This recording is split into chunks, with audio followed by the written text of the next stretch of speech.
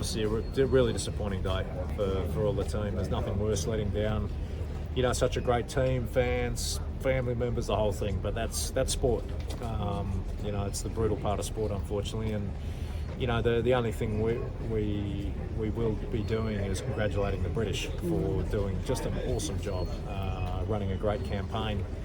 And really, I think just out developing the rest of us from when we started this Louis Vuitton Cup to now, they really have done a great job. Yeah, I was just chatting to Dylan Fletcher, and they haven't even, they didn't beat the Kiwis in the qualifying round. You guys did, so there's a big shift there. Yeah, look, just awesome job for them. And look, we had a fantastic boat. Our design, engineering, build team, shore, etc. Really, we had an awesome package.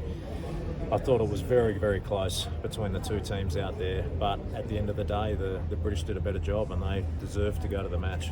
I know that you're like me, sailing is my family, and I know this team has become your family, and so it looked like it really hurt today. Yeah, it does. It's just, I think people naturally will see the athletes on the boats when you get to the racing, and clearly what they don't see is just the amount of blood, sweat and tears that all of the support team that aren't on the boat really put into designing and building and maintaining and repairing. It's just this endless marathon that they run just to give the athletes a shot going out there and racing. And all the way from Patrizio and family to all of the employees. So yeah, it's a very special team. It's it's hard to put into words, but yeah, it's a tough one for everyone now to go through. You did have to run a few repairs too, unfortunately. Yeah, but we had the boat to do it. Today I really felt we could go out there and do it today. When we spoke about it this morning, we were trying not to look too far ahead. Let's just win one race and we'll take it from there. But the British did a better job. It was as simple as that. And so everyone is probably wondering, what's next for you with the Cup? Yeah, look, this is definitely my last one as an athlete. It's been one hell of a ride, I can tell you. I skippered my first team at 19 in 1999, and I've driven the boat in every Cup up until now. Yeah. And if you told me this is where the sport would be back then when I started, I probably would have driven you to the mental hospital myself. It's just been an absolute one hell of a ride. But at the same time, I really have to be honest with myself. And when I look, I think at all of the teams, but especially in the Italian team, if I look at this next generation of guys and girls that are coming through, they are so far ahead of me and my generation when we were their age. It's awesome. And so I really think now is the time for them to sort of pick up the ball and run with it. And I can't wait to see them get out there and hopefully finish the job off. Well, Jimmy, you are an absolute champion, and I'm so grateful for everything you gave to the Cup. Yeah, thanks. And sailing in general. Yeah, thanks a lot. Thank you. Jimmy, aside from the results, how different was this Cup to the last one? It was closer. And I mean that from my feeling is the fleet is closer. I think last time the Kiwis were a big step ahead. And in our finals, in the semis and finals, we went through somewhat, you could say, it wasn't as close. But this one has been a real fight, the whole way, through the semis, through the finals.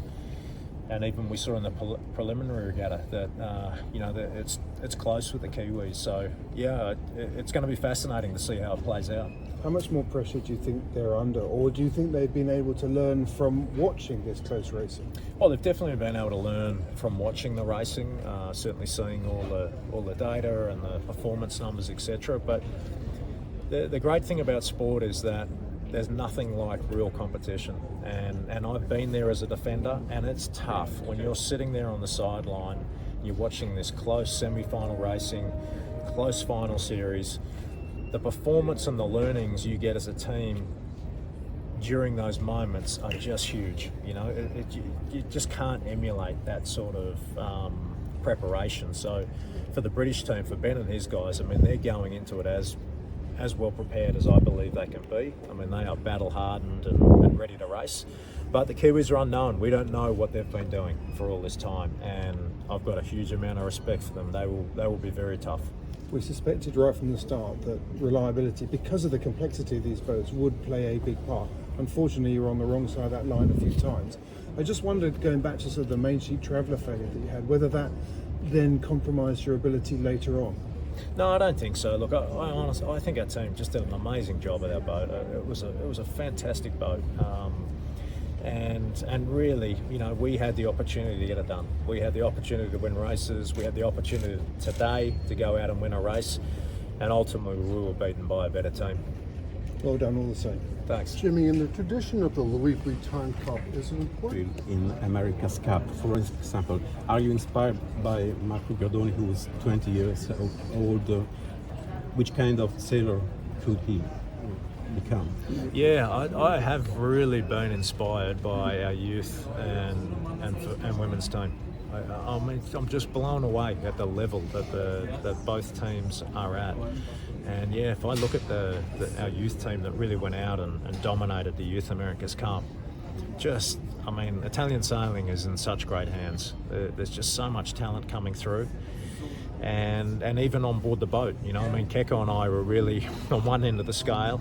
And if I look at the rest of the guys on the boat, man, it's just in such good hands. So I'm actually really excited to see the future of the team and Italian sailing as well. And I'm excited to play a part, you know, certainly in Sail GP, you know, to help, you know, let's say guide that team and help set them up.